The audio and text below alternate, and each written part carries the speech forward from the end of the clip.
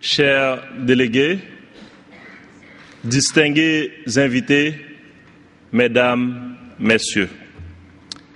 Aujourd'hui, cette assemblée est une occasion exceptionnelle pour vous de mieux s'informer et de formuler vos vœux et préoccupations. Pour moi, participer à l'Assemblée générale annuelle du Mouvement des Jardins, c'est un grand privilège. Et je remercie DID d'associer la Fédération des caisses populaires haïtiennes Le Levier à sa présentation.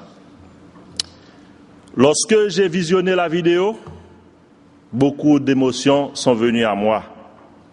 Car avant le 12 janvier, je peux vous dire qu'en Haïti, nous vivions une phase de développement hors du commun.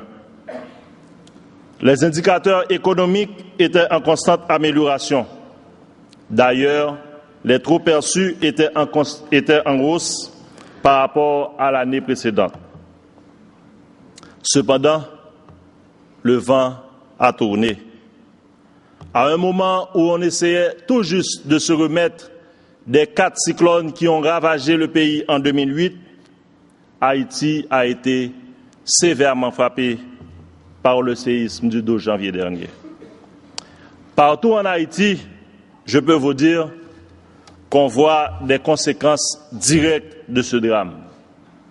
Les grands médias ont peut-être détourné leur regard, mais le drame n'a pas diminué d'ampleur.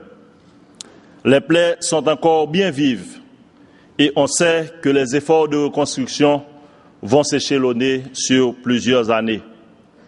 Dans ce contexte, le mouvement des jardins se positionne au rang des institutions les plus sensibilisées à la cause haïtienne. De par la valeur de ces gestes et actions, de vos gestes et actions. Les fonds qui sont en train d'être collectés serviront, je vous l'assure, à remettre en état de fonctionnement les caisses et points de service qui ont été endommagés et à éviter un désastre financier qui pourrait mettre en péril les épargnes difficilement accumulées de nos 340 000 sociétaires. À la Fédération Le Levier, de grands défis nous attendent. Notre réseau a perdu 8 employés et dirigeants. Ceux qui restent ont tous perdu des proches et 6 bâtiments de caisse ont été détruits, dont celui qui abritait la plus importante caisse et qui était située en plein cœur de Port-au-Prince. Sur le plan de la continuité des affaires, il y aura certainement des pertes importantes au niveau du portefeuille de crédit. Dans les zones sinistrées, on s'attend à ce que les prêts ne soient pas remboursés.